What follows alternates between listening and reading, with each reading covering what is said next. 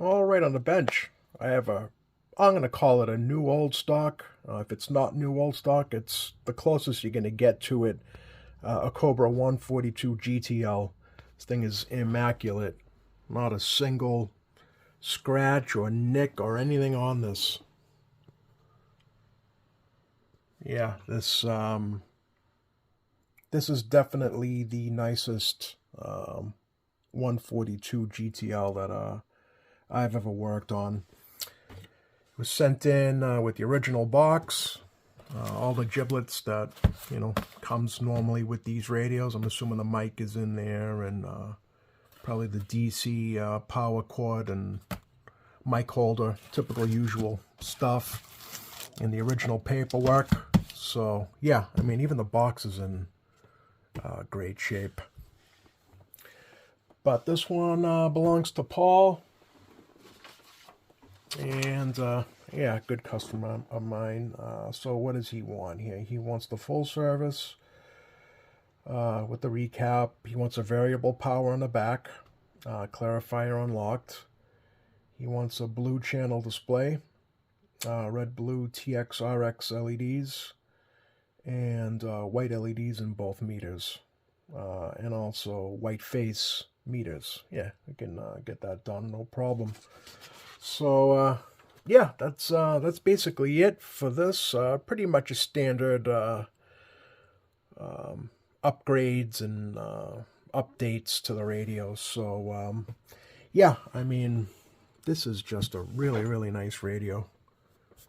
Not like I stated before, I can't state how perfect this radio is. So we're going to keep it that way. But yeah, I mean, I can't confirm if it is new old stock, but I mean, it might as well be. That's how good, how great of in shape that this radio is. So, all right, well, let me get this open up. We can take a look inside. I'm going to go ahead and assume this thing hasn't been touched or hacked in any way. So, but we'll confirm that once we get the cabinet opened up. And yeah, let's take it from there. All right, stand by. All right, it's basically perfect in here. Yeah, this thing hasn't been touched at all. So, virtually brand new. So, yeah. If you guys will notice, I don't know if you'll notice, but I got bit by a fire ant yesterday on the top of my hand, and I'm just completely swollen. So, if it looks like my hand is bigger than usual, that's the reason. I never used to react so bad to insect bites, but I don't know, as I got older, I think even mosquito bites now kind of leave a bigger mark than what they used to. But we have just holes everywhere in the backyard, and just fire ants everywhere in the backyard. So I think when I was tending to our chickens, a couple of them must have crawled up and bit me right on the top of my hand here, and also on my leg, because I got a pretty good welt too on my leg. But yeah, let me tell you, they live up to their name for sure. But anyway, yeah, let me get to the radio. We can definitely do the two white face meters. Obviously the LEDs, pretty common upgrade. I'll put a variable carrier in the back here, typical spot for it. Yeah, get the clarifier unlocked. Pretty basic stuff. Recap, you see some people out there on YouTube will tell you that you don't really need to recap unless the caps are bad. I definitely do not fall into that category. I think that all these things should be recapped. But yeah, I'm actually surprised as to how many people will just leave the original caps in and only change the caps that are bad. I don't know why, the reasoning behind that, but yeah, that's not here. So we're going to change out these caps. New old stock or not, they're old caps. They need to go. and that's just how it is, you know. But yeah, all right. Let me get these things. There's not really much to do here, really. It's just pretty much straightforward recap, alignment.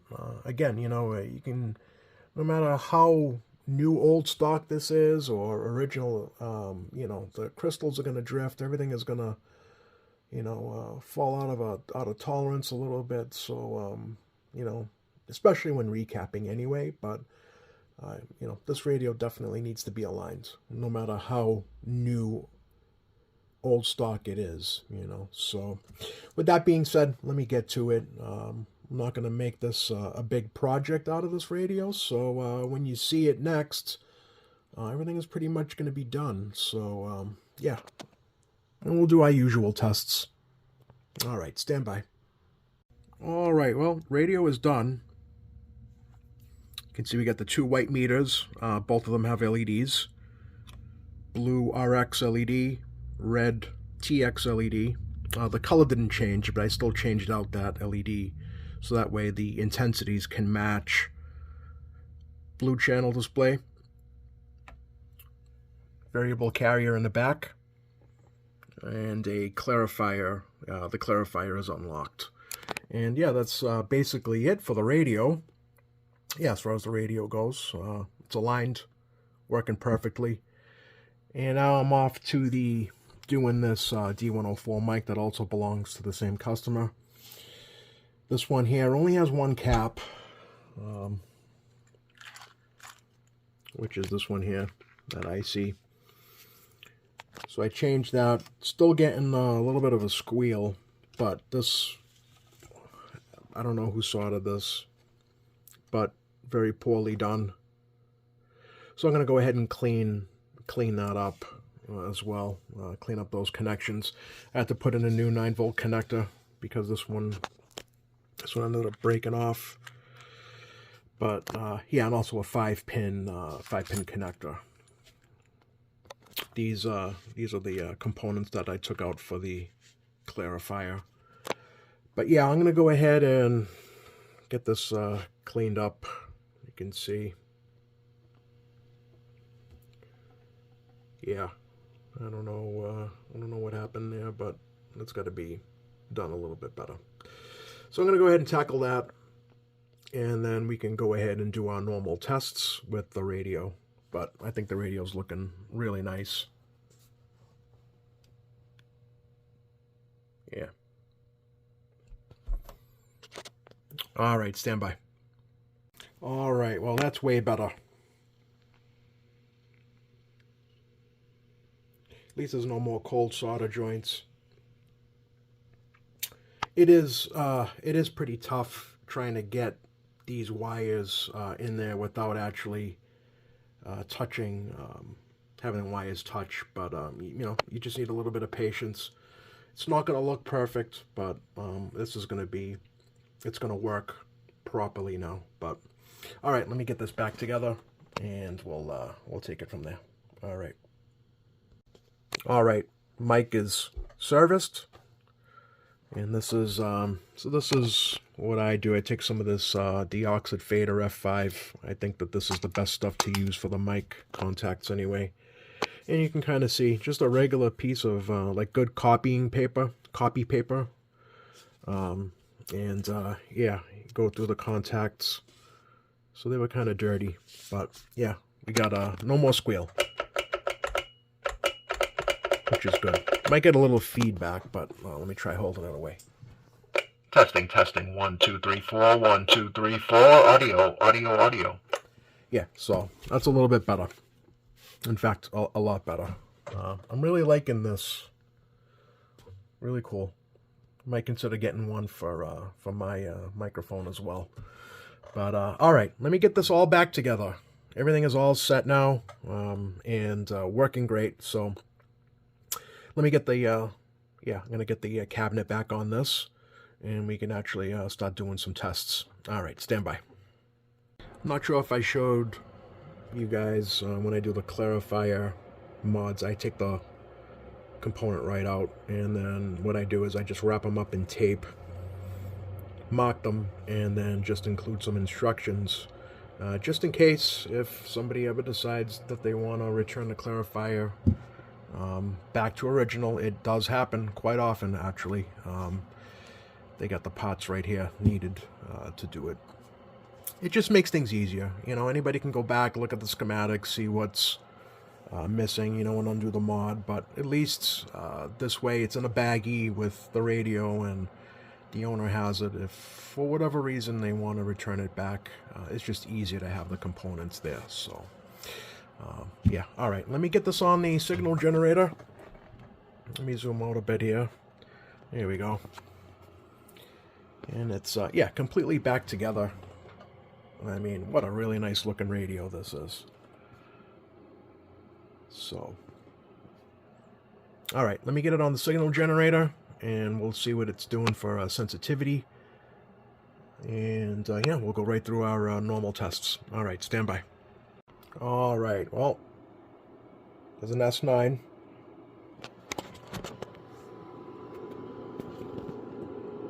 All right, minus 70.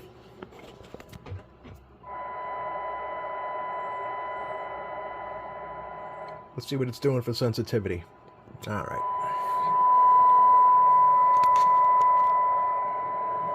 Yeah, let me do it the other way. I'll hold it like this. That's minus 70, minus 80, it's minus 90, minus 100, it's minus 110. All right, let me bring this down to a 12. See what we got. Let me...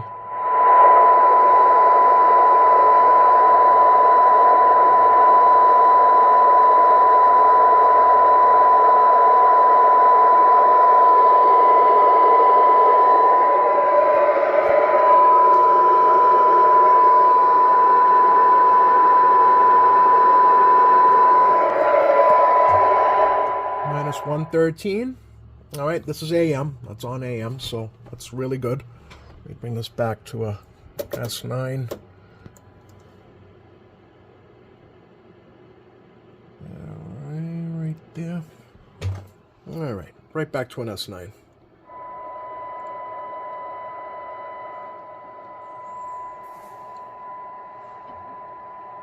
So that's what we're doing for sensitivity. It's a good listening radio.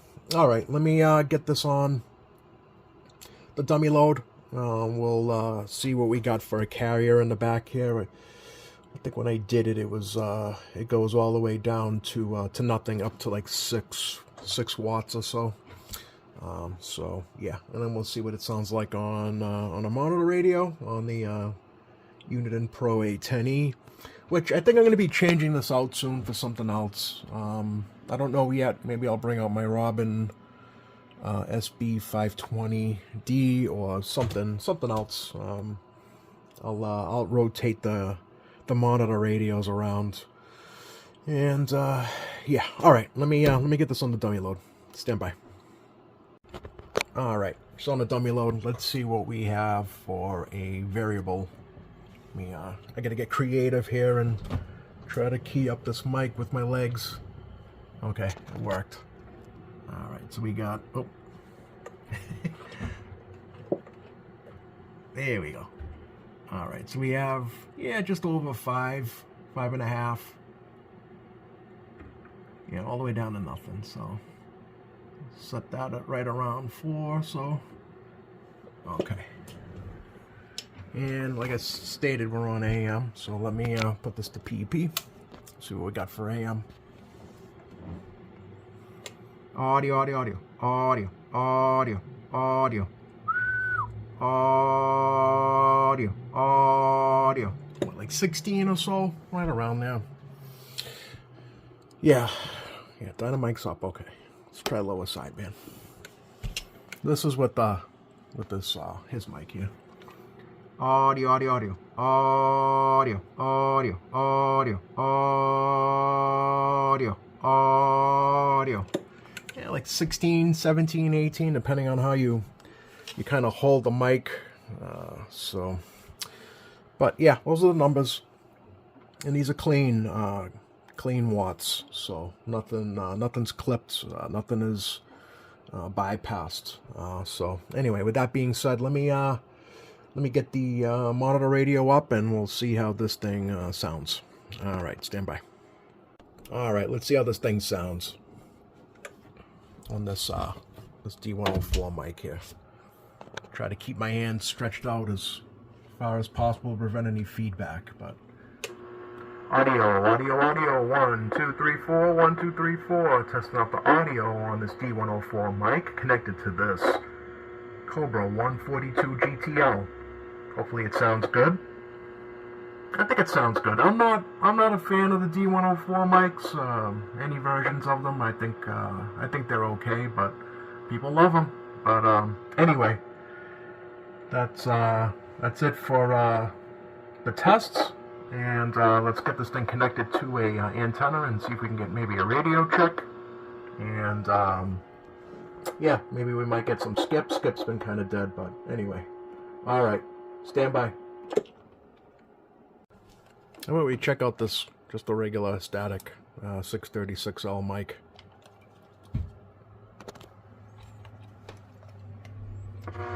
Audio. What do you guys think? I think this mic sounds a little bit better. A little bit more on the lower end, not so tinny. But yeah, anyway. I'm not I hate to be a D104 mic hater, but not my favorite sounding mics. I definitely think this one's better. Yeah, this one right here. Anyway, alright, let's move on. And I'm starting to get feedback, but alright, let's put her on the antenna, see what's going on. They throw all kinds of shit right in front of them, live shiners and artificial brains and everything, and they're not to eat, you know, they're doing other things.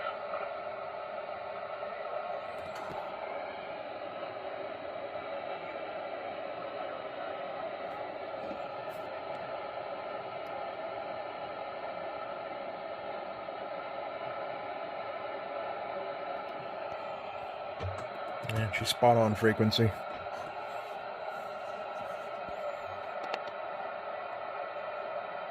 Not sure what happened.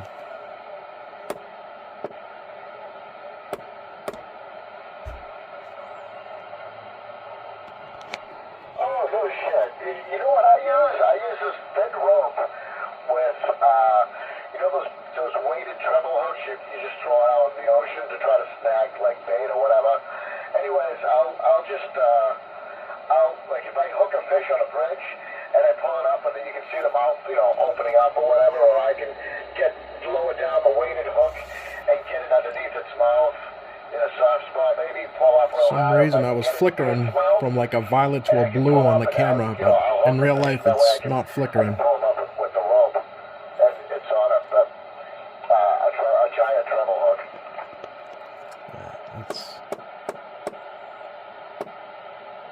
It's just local chatter.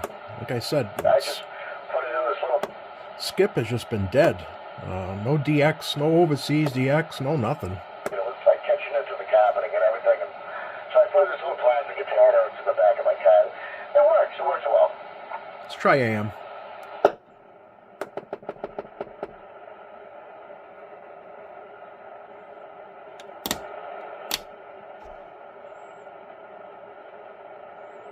You know, a lot of people ask, why do I do SynAd with noise blanker A&L on? Yeah, it's going to vary a little bit, but I have wicked bad noise here. I think it's coming from these LED lights that I have. Just a buzzing sound, so that's why I do it. I know I always get shit for... people always will leave me comments or emails about how I'm not supposed to do that, but that's the reason why. It's not going to vary much anyway. But I just wanted to clear that up. Yeah, everything seems to be dead. Sorry, I pressed pause by mistake.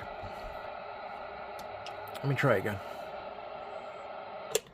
Yeah, it's 320 Gloucester, Massachusetts, waving a hand. Anybody got a copy on 320 Gloucester?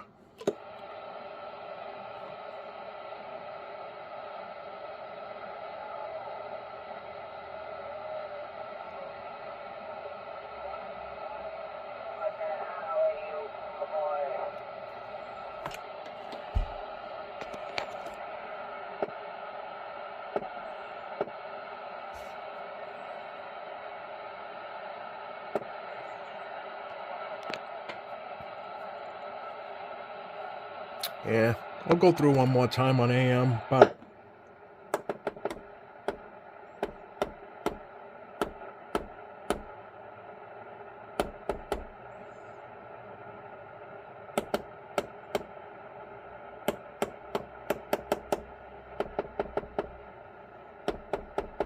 yeah. I'm not sure. I might change the tires. Not sure how old they are.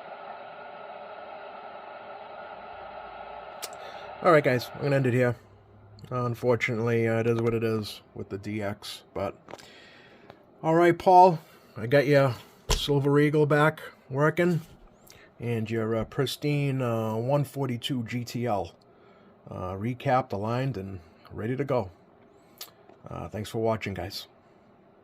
I don't know. It's got like no mileage on it at all, you know. But the second owner got married and they have a little kid, and I guess maybe they decided it was better to sell it, so he got rid of it. Maybe he needed money. I don't know. But yeah, I just bought myself a little plain sports that just kind of flat gray, flat black, motors flat black. Just a little 883. That's all. Just nothing crazy.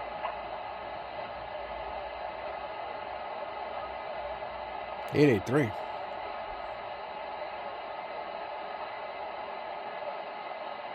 I'm assuming he's talking about a Sportster. Oh, it is. You know, I just got, like I said, I just got to replace the throttle cable.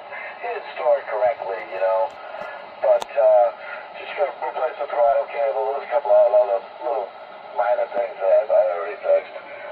But yeah, I just have to register it, you know, swap the insurance over from my Honda, or maybe get a Baltic Bush insured and registered. I don't know.